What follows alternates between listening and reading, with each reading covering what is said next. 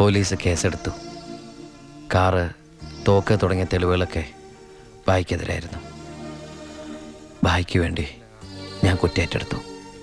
എന്തിന്? ഭായിക്ക് ഭാര്യയുണ്ട്, മകനുണ്ട്. ഞാൻ ബാച്ചിലറല്ലേ. ഒന്ന് ജയിലിൽ കയറി ഇറങ്ങിയാലും എനിക്കെന്ത് സംഭവിക്കാൻ? പാവം ഭായ് എനിക്ക് വേണ്ടി ഒരുപാട് കാശ് ചെലവാക്കി കേസ് നടത്തി. അതുകൊണ്ട് എൻ്റെ ശിക്ഷ 4 കൊല്ലമായിട്ട് കുറയ്ക്കാൻ ഭായിക്ക് സഹായിച്ചു. ഈ ഭായിയാണ് ഞാൻ ദുബായിൽ നിന്ന് കാശ് അയക്കുന്ന പോലെ മാസാമാസം കാശ് എൻ്റെ വീട്ടിലെത്തിക്കുന്നത്. എൻ്റെ കുടുംബം അവിടെ ഹാപ്പി. അതുകൊണ്ട് ഞാനിവിടെ ഹാപ്പി. ആ, പരമശിവത്തിന്റെ പരോൾ സാങ്ഷൻ ആയിട്ടുണ്ട്. ഓ, ആള് കുഴപ്പക്കാരനൊന്നുമല്ലല്ലോ. അല്ല സാർ. തനിക്ക് എന്താണോ അയാളുടെ കാര്യത്തിൽ ഇത്ര ഇൻട്രസ്റ്റ്? അവനൊരു പാവമാണ് സാർ.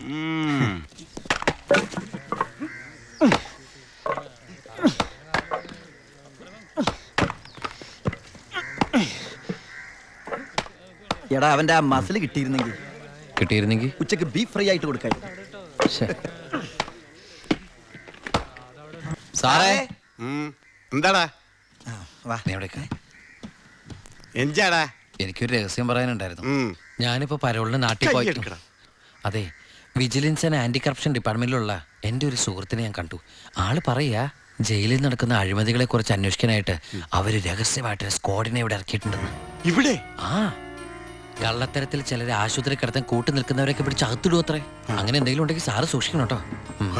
ആ പിന്നെ ഞാനിത് പറഞ്ഞു, ആരോടും പറയരുത്. നമ്മുടെ ഡോക്ടറുടെയും സൂപ്രണ്ട് സാറിന്റെയും പണി പോകുന്ന എനിക്കിത് കാണണം. അവരും കുറച്ചു നാൾ തിന്നട്ടേന്നുണ്ടാ. എന്താ സാർ? ഉണ്ട കൊണ്ട് പോയതാ. ആരെ? ഒന്നുമില്ല.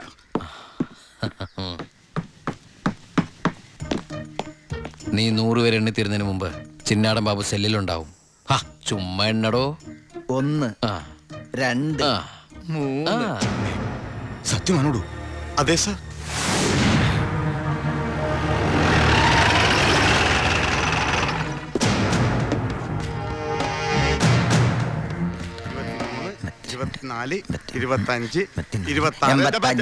എന്താ കണക്ക് തെറ്റിക്കുന്ന? ഇത് വേറെ കണക്കാണ് സാറേ. എന്റെ കണക്ക് തെറ്റി. ഞാൻ എവിടെ നിർത്തിയത്? നീ നിർത്തിയതല്ല 85 മുതൽ ഞാൻ ഇവിടെ 85 ഞാൻ എവിടെ നിർത്തിയത്? 25.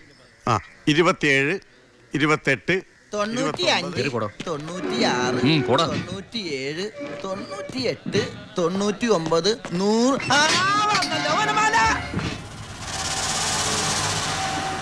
ഹായ്, എവിടെയായിരുന്നു? എവിടേക്ക് അന്വേഷിച്ചെന്നറിയാമോ? പത്രത്തിൽ കൊടുക്കാൻ പോയതാ. എന്താടാ നീ സൂക്ഷിച്ചോ?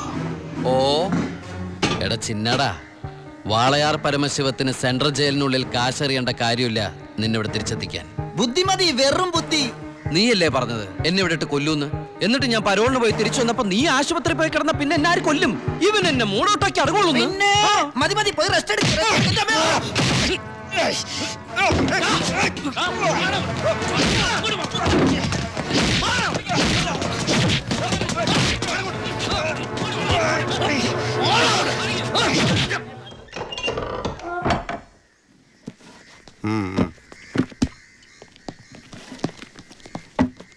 നിന്റെ ആരാടാ ദുബായിലുള്ളത്? ഇടക്കിടക്ക് കത്ത് വരുന്നുണ്ടല്ലോ. നമുക്കുണ്ട് സാറേ ദുബായിലൊക്കെ ഫ്രണ്ട്സുകള്. എനിക്കുണ്ടപ്പോ നിനക്കുണ്ട് ദുബായിൽ ഫ്രണ്ട്സ്. എനിക്കാരുമില്ല. നിന്നോട് ചോദിച്ചില്ല? അല്ല, ചോദിച്ചാൽ തന്നെ പറയാൻ ആരുമില്ലെന്ന് പറഞ്ഞതാ. 2 കത്തോ? From Divakaran, jailer, central jail. ഇതൊന്നും നിനക്ക് ദുബായിലൊക്കെ അയച്ച കത്തല്ലേ? എന്തൊന്നും എഴുതി വെച്ചേക്കണാവോ? എന്തായാലും ഒന്ന് നോക്കിയേക്കാം. പ്രിയപ്പെട്ട എൻ്റെ ഉണ്ണിക്ക്, ഞാൻ ഗോപികയുടെ കൊരങ്ങച്ചൻ, കൊച്ചച്ചൻ, ജയിലർ ദിവാകരൻ എഴുതുന്ന സ്നേഹത്തോടെയുള്ള കുത്ത്. കുത്തോ? ഈ ജയിലിലെ ശീലം വെച്ച് എഴുതിയായിരിക്കും കുത്തേ. കുത്തും കത്തും തിരിച്ചറിയാത്ത നമ്മൾ തമ്മിൽ നേരിട്ട് പരിചയമില്ലെങ്കിലും എനിക്ക് ഗിഫ്റ്റ് ആയിട്ട് DVD, TV, മൊബൈല്, ഇതൊക്കെ അയാളുടെ അപ്പനോടൊന്ന് വയ്ക്കട്ടെ. ബാലുവിന്റെ കത്താ.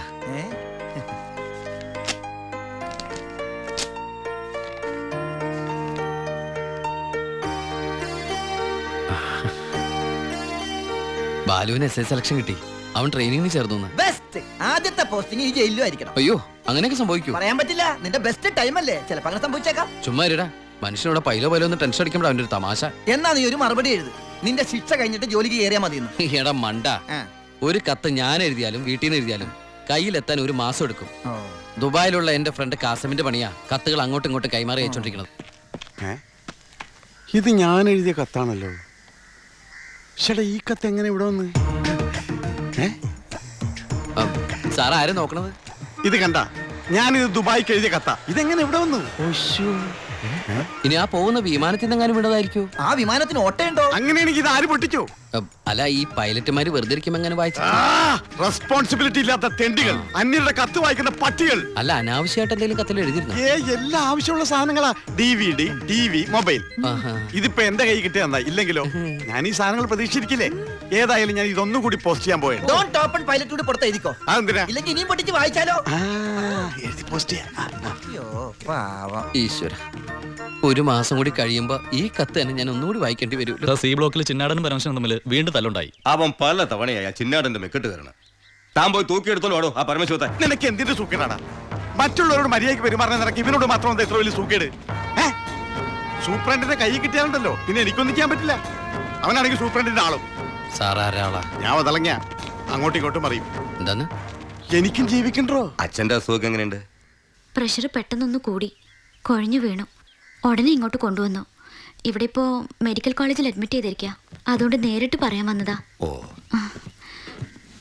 ഇങ്ങോട്ട് കൊണ്ടുപോടോ. ചെല്ലറ കട.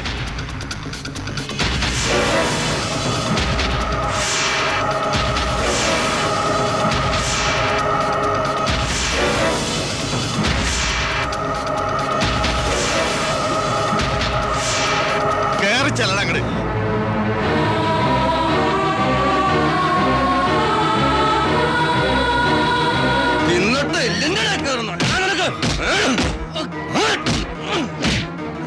മോളെ നീ പോരും. വാ.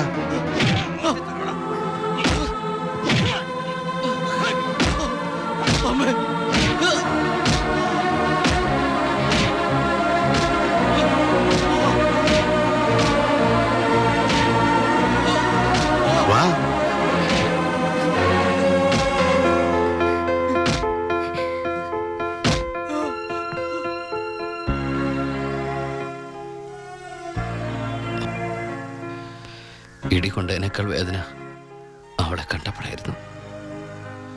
ഇനിയിപ്പോ വീട്ടുകാരറിയും, നാട്ടുകാരറിയും. അടുത്ത വണ്ടിക്ക് എൻ്റെ കുടുംബം മൊത്തം എവിടെ എത്തും? ഞാൻ ഈ കളിച്ച കളിയൊക്കെ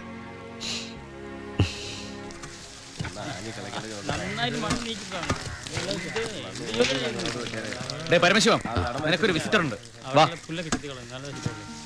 ഈശ്വര, അമ്മയായിരിക്കും.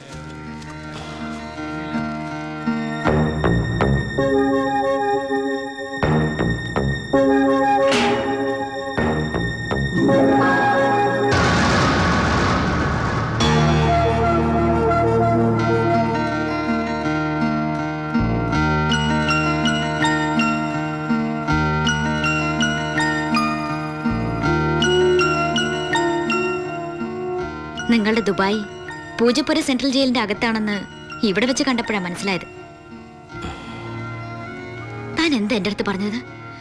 അന്ധയായ പെൺകുട്ടി തനിക്ക് വേണ്ടി കണ്ണിൽ എണ്ണ ഒഴിച്ച് കാത്തിരിക്കുകയാണെന്ന്. അതും ക്രിസ്ത്യാനി ഷെയ്ഖിന്റെ വീട്ടില്, അല്ലേ?